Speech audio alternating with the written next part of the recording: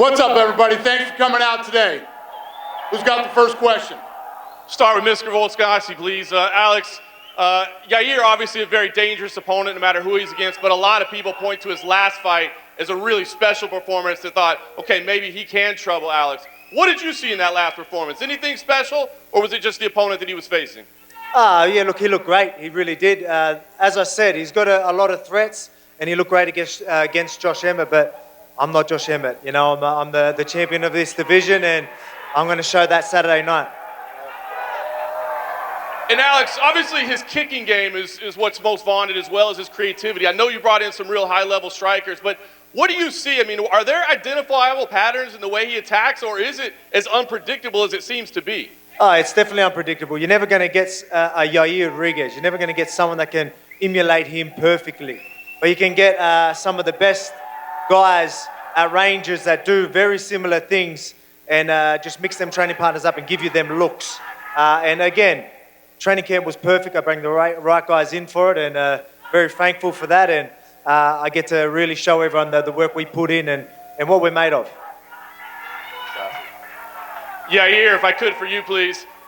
Yesterday, Alex said maybe we'll see a little bit of Taekwondo from him, and he likes to beat people where they're best at.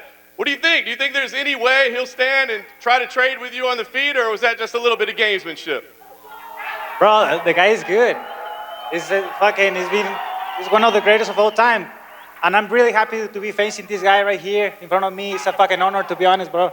I have nothing but good things to say about you. And we're gonna get a banger Saturday night, for sure. And Yair, should you beat him, I mean, he's arguably the greatest featherweight of all time. Do you feel like you'll need to offer him an instant rematch, that you'll need to beat him twice to eliminate any doubt, or do you feel like you can settle it on Saturday night? First things first, you know, I'm gonna go in there, bang with this guy, of course. I'm gonna get the win, and then, I don't know, I think he has some plans of moving up in weight class or whatsoever, but I wish him always the best no matter what he does. Nice. And Dana, just quickly, one last one for you. Two Mexican champions in action on International Fight Week. Obviously, you've got the Independence Day card coming up on September 16th. Seem to be a lot of Mexican fans here today. What can you tell us about 2024? I mean, are there plans to get back to Mexico? What can you tease for the Mexican fans next year? Yeah, obviously I've been talking a lot about the PI opening down there. I'll be down there when it opens, and I think it's going to be a game changer for Mexico. So we're doing our first ever Independence Day card, and, you know, here we go. Question for Brandon in the back, right here. Obviously, you've known Pantoja was most likely going to be your first title, a challenger after you finished your business with Davidson. So I'm curious, when you look back at those first two fights with him, and you're watching him fight now, what is the biggest change in his fighting skill set that you've noted the growth in? Oh, man, I mean, I think he's more mature. Let's go, guys. Oh, perros. Man, for sure, he's a very dangerous opponent as before, because he's mature, he has more experience, and he's very motivated. And I think that's the key, you know? I was saying this yesterday, actually, like, with Figueiredo, for example, he was like dumb to fight with me, like, oh, I'm sick to fight with Moreno again. But Pantoja is like excited, like, I want to cut his hair and whatever, he's scared. So that makes me feel, makes him dangerous. So man, I'm ready for the challenge. And obviously you had your 4 fights with Davidson. Do you think after Saturday your business will be done with Pantoja, considering he does have 2 wins over you? Sorry? Do you think your business with Pantoja will be done on Saturday, considering it would be 3 fights? Oh, man, he has 2 wins. Man, that's the goal, you know? That's the goal. So other thing, like a lot of people ask me, like, oh, this new rivalry with Pantoja, you are more excited for the rematch and whatever. Like, man, I just want to win, man. I just want to win. I just want to keep building my legacy, and that's it. Similar question for Pantoja. Obviously, you fought Brandon twice, once in the Tough House and then once in the UFC. Now it's a 5-round title fight. I'm curious, what do you make of his growth in the octagon as a champion? First, I don't understand this hate about me. I'm a very good fighter, I respect Moreno. I respect his family. He know about that. But Saturday night is gonna be very special. 5 rounds. It's gonna be a war. I know having Volk and Yair in the semi card. It's hard to get the fight of the night. But that's what I want. I want to make the fight of the night, make a beautiful show for everybody. And I feel happy for all that. That's putting the fight more hype. I appreciate all that. Thank you, guys. Question for Niko Price at the end. What do you reckon? Obviously, when you get a call to fight Robbie Lawler, I'm sure that gets you excited, but it's a different story when you're asked to be Robbie's last opponent. So I'm curious, how are you approaching this fight, and what were your emotions when they were told you were going to be his last opponent?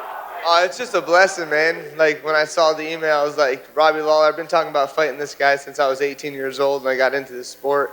And I was just like, yeah, I'll take it anywhere. We'll go anywhere. I'll fight him. I love it. Just blessed, man. And then question for Robbie Lawler. Obviously, you're one of the more beloved fighters on the roster, with both fans and fighters.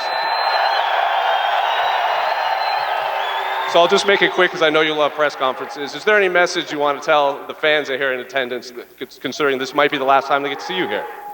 Just thanks for all your support. I mean, this support of MMA. I mean, I've been doing this for a long time. Without the fans' support, I wouldn't be able to make a living doing this. I've been doing this for a long time, and thanks to all the fans. And then finally, one last one for Dana. Obviously, Saturday is Robbie's last fight in the UFC, so I'm curious, how would you sum up his career in the UFC? Yeah, he and I were just talking in the back. You know, he's been here since he was 19 years old. He's going to be 42 pretty soon. That's a hell of a career. He's been in a lot of wars. He's held titles in a couple different organizations, and he was able to stay in the UFC until he retired. He's had a pretty special career, and you know, looking forward to Saturday and not looking forward to Saturday. So, yeah, we love him, and we wish him all the best, you know, in the rest of his life after Saturday night.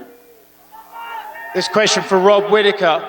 Rob, you've made it clear you think it's unreasonable for people to discount Dricus and his abilities. He's clearly going to be more motivated for this fight than any before in his career. How dangerous can motivation be? How much better can it make your opponent be if they're more motivated than ever to defeat you?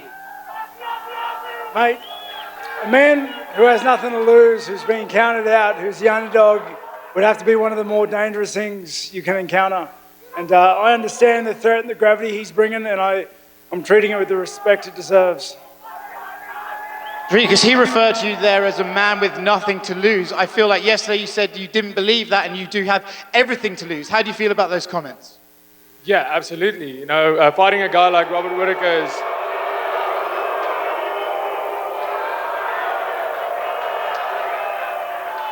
Yeah, fighting a guy like Robert Whittaker, you know, having nothing to lose, that's absolute BS. I have everything to lose. No, I have a goal to be the champion of the world, and Robert Whittaker is the next step in that ladder. It's a very, very, very tall order, but I believe I did everything I possibly could, and I know I'm ready to overcome this obstacle to get to the next stage and be the #1 contender. So, having nothing to lose, I have absolutely everything to lose, and you'll see how I fight like somebody with everything to lose on Saturday night. You mentioned there the champion. Obviously, there's no secret that Israel wants to fight you, but on paper, skill for skill, could this be a harder fight for you than Israel Adesanya? Well, I 100% believe that Robert Whittaker has a more all-around skill set than Israel Adesanya, whereas with Israel Adesanya, he has his own style, which he is incredibly, incredibly good at, and that's why he is right now at the top as one of the greatest middleweights ever, if not the greatest. So, Whittaker, this is my title fight. Whittaker, in my mind, is the most important fight of my life, and that's how I see it. You know, beating Robert Whittaker will immediately show the world that this is a new threat, because that has never happened before other than Israel Adesanya in the past decade. And that's why I'm here to show that I am the next and the future middleweight champion. Question for Jalin Turner. Jalin, do you feel that Dan Hooker is the most experienced fighter you've ever faced? Yeah, so far. I believe so. In your mind, how do you overcome that experience when he's got so many years ahead of you? What can you offer him that he hasn't seen before? That's the thing. He's seen it all, you know, and I feel like I've seen a lot myself, so we're just going to go out there and have a war.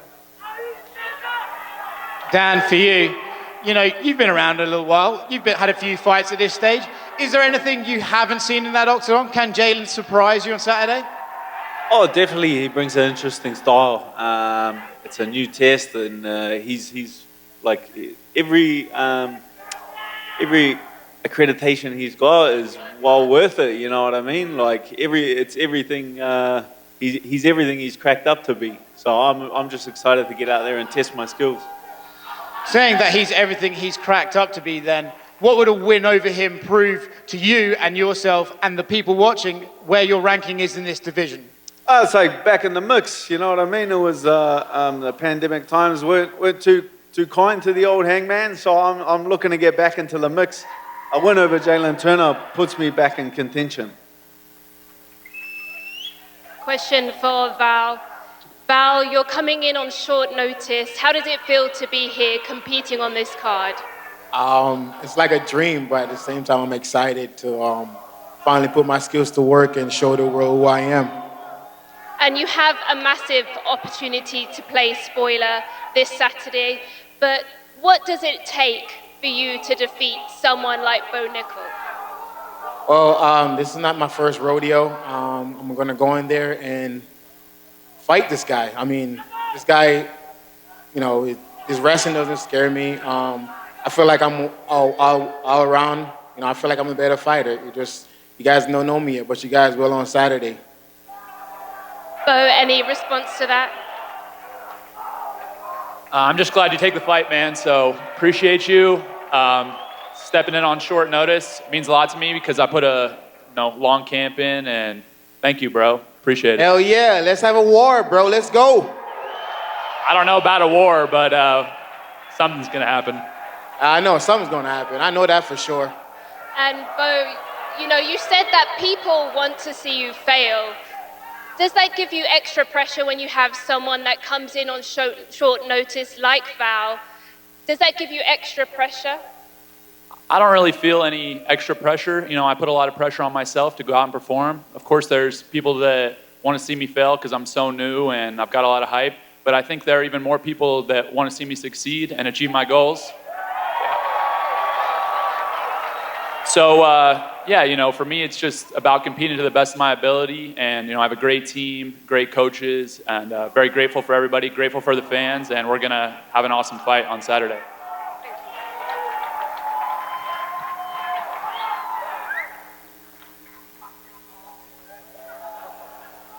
¿Cómo está Yair?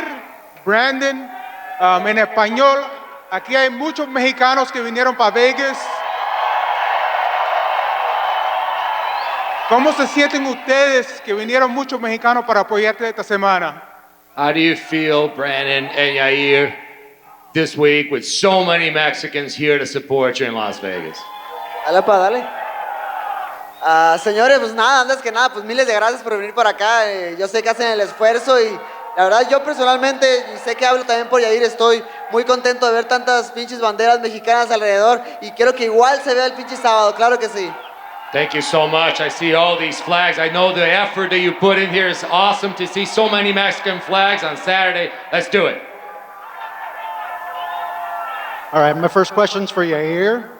Yair, you're known as unorthodox striking. How do you train to be unorthodox? I don't know, I think I'm weird. No. Just, you know, it's like I always try to give this kind of explanation to people that ask me that thing. It's like, let's say if you imagine yourself being in a black space, and every time you throw a punch, you can draw a white line. It will always be the same motion of fighting, you know, like the 1, 2, uppers. Every single action you do, it will be always in like the same line. What about the spaces that aren't fulfilled yet? How are you going to be able to fulfill those spaces that nobody has done yet? And those are the things that I focus on my game. You know, like what can I do from weird situations where you know I'm stepping in a weird angle. What can I do from there? Where can I jump from there? Where can I flip? What can I do? So I think that's a correct answer for you, but... And next question for Volkanovski. How do you train to fight somebody like that? I mean, look, it's going to come down to the training partners, really having guys that are going to really give you that good look. That's going to be unpredictable and throw crazy things. Getting elbow pads, knee pads, just doing some crazy stuff. Like it's wild. It's like, it's like saying that it's that crazy and unpredictable. It's almost like he doesn't know what he's doing. It's calculated. He knows what he's doing, but it is very hard to read. So you're going to get the best looks you can in camp. So I'll be ready for everything. But I just want to say, I've been talking to all the fighters all week, and international fight, we are fucking pumped to put on a show for everybody. I fucking guarantee you. Another one for you, Alex. Alex, I believe this is your 7th title fight in a row now. What would you say is the biggest thing that you know now going into this fight that you didn't know going into your first championship fight? It's a good question. Just be me. Just be me. Like I have been myself through the whole process, but it was tricky to just really be comfortable and confident that way. Where now, I'm just like, be myself. Just do your thing, you know what I mean? It's just go with emotions. I'm pretty experienced with it all now, and just enjoy it. Enjoy the international fight week, enjoy Vegas, and enjoy the cracking fights that are going to happen this weekend. And one for you, Dana. Bo Nickal has opened as the biggest betting favorite in UFC history, minus 2,500. I just want to know what you make of that, and if you think that's crazy for any fighter to be minus 2,500 in a fight. I just found that out like 25 minutes ago. It's interesting. You never know.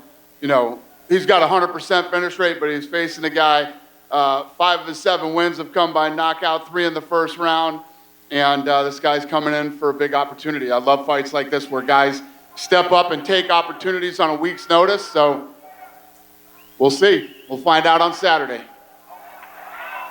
For Yair Rodríguez.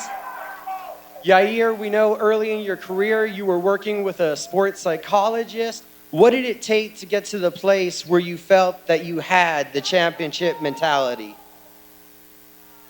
I think that it takes just believe in yourself. I was working with Aletia Olmedo is her name, and she was my sports psychologist. And I like to sleep with audios and wake up with the same. And it's just affirmations, it's put in your head that you can do things, believing in yourself, and then you can make things happen. And it's not a trick, bro. It's just something that is always there. It's a matter of you believing in yourself and the team that you have around you, good group of people that loves you and support you, and everything else is going to be there. Val, it's quite the whirlwind of a week. Have you been truly able to take a deep breath and take in the moment? Absolutely. I've been taking it all in, enjoying the moment. Damn, I can't wait for Saturday night. Let's go! And last one, Niko Price, taking on a legend like Robbie Lawler, who's been in so many crazy fights. Is there a different level of mental preparation for a fight that could be as violent as ones that Robbie usually is in? No, I'm just here to fight, man. All my fights are violent, so I plan to meet violent with violency, so I can't wait. Question for Brandon and Yair. Can you guys put into words what it would mean to you to both of you win and defend your titles on Saturday for Mexico? Can you repeat the question, bro? Can you put into words what it would mean to you for both of you guys to win on Saturday? Fuck, man, that's a simple question and a big question as well. It means the work that we have been putting each, right? But together at the same time as a Mexican team, you want to see it that way. It's been years and years of working on this dream, and we're changing literally the history of Mexico, not only in MMA, but in sports. And if that doesn't say enough, I don't know what else to say, because we're literally changing the way that sports are being seen in a whole country, and that's big enough. And Brandon? For me, man, I mean, I think this is a huge statement for the Mexican mixed martial arts. I'm just happy for my country. I'm happy for Latin America in general because I think, and actually, UFC start to know, I mean, we are good in combat sports, and I said this before, like, we have so many Mexican champions in boxing, like gold medals in Olympics, in Taekwondo, for example. Man, we are good throwing punches, just we need the support, we need the opportunities, and obviously, by our side, we just need the discipline and the sacrifices, but man, we are ready for the biggest stage in the mixed martial arts. This one's for Robbie Lawler. Robbie, 21 years ago, you competed at UFC 37, and then 1 month later, you competed here in Las Vegas at UFC 37.5. You and your entire generation have done so much to help build the sport. After you conclude your career as a competitor, how do you plan on continuing building the sport as an ambassador, and a respected ambassador at that? I'm going to continue to do what I'm doing. I'm coaching fighters at our gym, giving back to the sport. So many guys before me helped me get to where I am today. So there's a lot of energy put into my career, and I'm going to give back to the sport and touch as many lives as I can. And this question is for Brandon. Que pasa, mi amigo? What's up? What's up? So obviously you fought this opponent twice. You know him better than anybody. How do you put those two fights mentally, put those two fights in the rearview mirror and go out and compete and show out tomorrow night? Yes, man, 100%. I know, and I know I can like erase that of my record, of my past. You know, I lost against him twice in the past. And it is what it is, you know, you need to pass the page. You need to get all the knowledge, the experience, and just go forward. I think we had different ways, you know. Thanks God, life, destiny, whatever you want to say. I got the title, and now he's the challenger, and he's motivated. And obviously, this competitive part of myself want the rematch, right? Want to be the guy who beat me in the past. But, you know, the most important thing for me is just my legacy, man. Right now, I mean, Mexico. I just want to hear Viva Mexico this Saturday. And this question's for Mr. Pantoja. One more from me. So you fought him twice. Do you, if it's not broke, don't fix it. Do you think this is going to be a different fight from the last two fights? Of course, gonna be a different fight. I'm prepared for the best Moreno ever. All Mexicans go to my Instagram and say he's a prime Moreno. That's the guy I want to meet in the cage, you know, in the octagon. But the result is gonna make the same. I'm gonna win that, take the belt, and go to Brazil some vacations. I'm gonna take 3 more questions. Go ahead. Question for Volkanovski. Including yourself, there are 6 fighters from the land down under on this card. How does it feel to be sharing this stage with them? Yeah, man, it's pretty crazy. It just shows you how big the sport's getting over in Australia in our region. You know, we're getting, it's International Fight Week. We've got that many, even how many Mexicans are on this as well. So it just shows you how much this sport is growing. And only up from here, UFC and mixed martial arts is going to take over all sports, I think. And I can't wait to really put on a show this weekend and really do it again for the Aussies. There's going to be a lot of guys, and I've been talking to them all. They're all pumped, ready to set a statement, and I can't wait to finish it with a bang. And a question for Dana. We've seen how much of a fan favorite Robbie Lawler is. What is your favorite moment that we got to see from Robbie Lawler? Yeah, no, he always has been since the day he walked into this organization. You know, I think that Robbie Lawler is a fighter's fighter. You know, if you're a fan of fighting, there's no way you don't like a Robbie Lawler fight. He comes in and gives everybody what they always want. It's nonstop action. He's trying to knock you out. He's throwing bad intentions with everything that he throws. He's been one of the funnest guys to ever watch. Thanks. Go ahead. Question for the champion, Volkanovski. You have unfinished business with Islam Makhachev in the 155-pound weight division, but if you're victorious Saturday evening, how many more contenders in the featherweight division would you feel you need to face to feel satisfied with your title reign? Mate, I told you, and I ain't lying, and I'm proving it time and time again, I want to be active. And I'm going to get that rematch, I'm going to get that second belt, and I'm going to keep both divisions busy. I promise you that. So I've got business to deal with this weekend. As I said, I'm taking him really serious. But obviously, moving forward, I want to keep both divisions busy once I take that belt. But like I said, I've got a threat in front of me. Let me deal with that, and we'll see what happens after that. And last question for the former champion in the middleweight division, Robert the Reaper Whittaker. You've been through so many wars, so many battles. How do you stay so mentally prepared knowing that you're going to face the carnage likely Saturday evening against another game opponent? Mate, it's just the threat of another guy trying to take what's mine. I understand it doesn't matter whether he's a fighter in the UFC or a Macca's clerk. It's the same feeling. He's trying to take what's mine, and I'm not going to let him. Go ahead, sir. G'day, Dana. This question's for you. My name's Dylan Alcott from KO Sports Australia. Mate, Australia has taken over International Fight Week. There's 5 Aussies on the cards. We've got Volk, we've got Rob, we've got Jack Della, Jimmy Crute, Shannon Ross, Dan Hangman will take you as well if you'll come. Australians are calling for a public holiday. If all 5 Aussies win, what's your message to our Prime Minister to get that over the line? That's for you, Dana.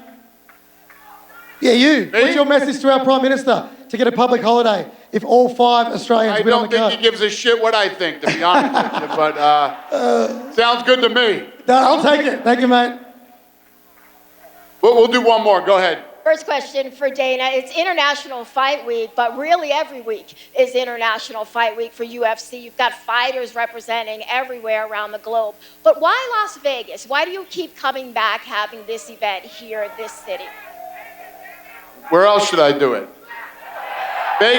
Vegas is an incredible destination. Everybody wants to come here. There's tons of things to do, plenty of hotel rooms, lots of great restaurants, unbelievable shopping. Why would I not do it in Vegas? Viva Las Vegas. Final question for Brandon. You've had an incredible story of redemption and bouncing back. How did you do that? And why does that make you particularly dangerous come Saturday night? Damn. I mean, to be honest with you, sometimes I don't even know, you know? I'm just trying to keep going forward, and that's it. Obviously, I always get a lot of motivation from my people, you know, for my family, my wife, my daughters, and my close circle, my loved ones. And, at the end, this dream is bigger than me right now. I started just for me, to be selfish. I just want to throw punches with somebody, and that's it, and show to the world I'm the best. But now, with the pass of the time, man, this dream is bigger than me, and I need to keep pushing forward for my family, for my people, for Mexico, and for a lot of people around me. Thank you guys for coming out today. We're going to square these guys off for some photo ops. We'll see you Saturday night. Let's go!